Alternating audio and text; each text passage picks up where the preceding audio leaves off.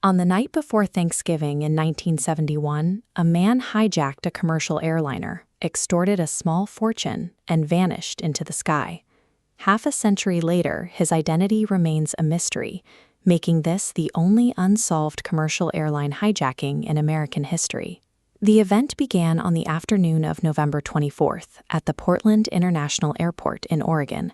A man in his mid-40s approached the Northwest Orient Airlines counter and paid $20 in cash for a one-way ticket to Seattle, providing the name Dan Cooper.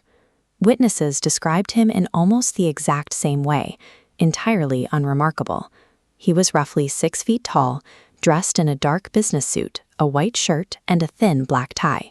He boarded the flight, took a seat near the back of the cabin, ordered a bourbon and soda, and sat quietly. Because he appeared so unremarkable, he was able to board the aircraft and order a drink without a single person, passenger or crew, recalling a detail about him that stood out. On one of the busiest travel days of the year, he had effectively become invisible before the plane ever left the gate. Shortly after takeoff, Cooper handed a folded note to a flight attendant. Assuming it was a phone number, she dropped it into her purse. Cooper leaned toward her and quietly instructed her to read it, stating he had a bomb in his briefcase. He opened the case just enough to reveal a tangle of wires and red cylinders, then issued his terms. He demanded $200,000 in used $20 bills, along with 4 parachutes, 2 primary and 2 reserves. The airline's executives agreed to cooperate.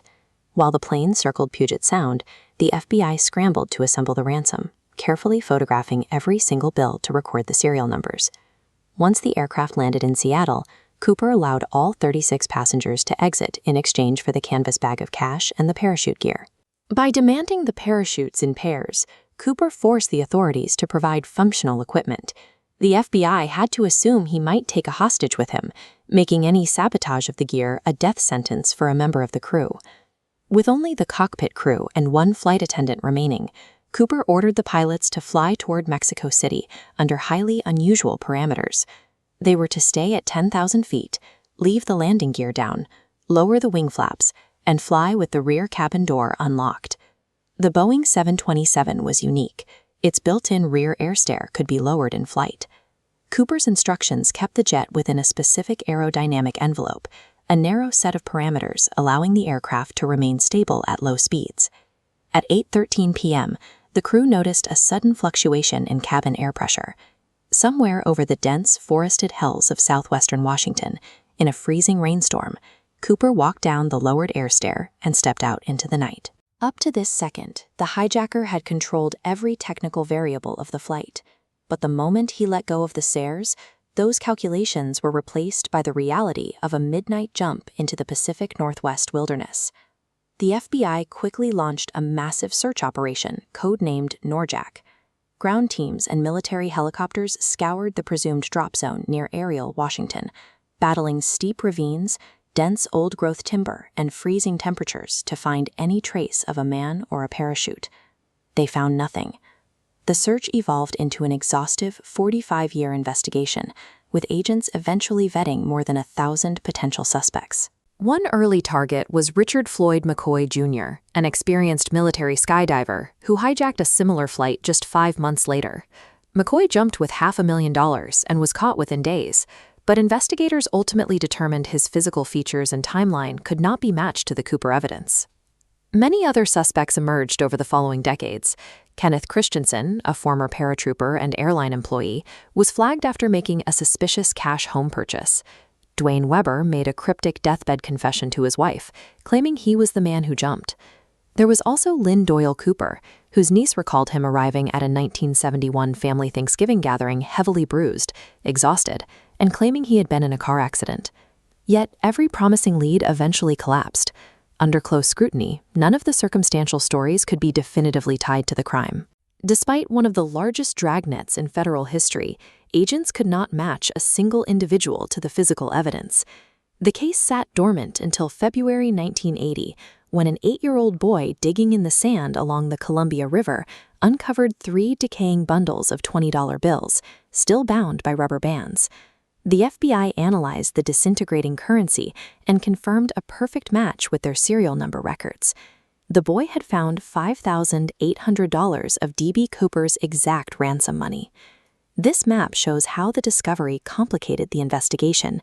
The sandbank along the Columbia River was miles away from the original drop zone, calculated by the flight data, putting the cache far outside the expected search grid. Aside from the small bundle found in the sand, not a single one of the thousands of serial-numbered bills from the ransom has ever surfaced in a bank or retail store anywhere in the world. Finding a fraction of the payout in the mud raised frustrating new questions. Investigators and researchers remain divided over whether those 3 bundles washed downriver naturally during a flood, or if they were intentionally buried in the sand.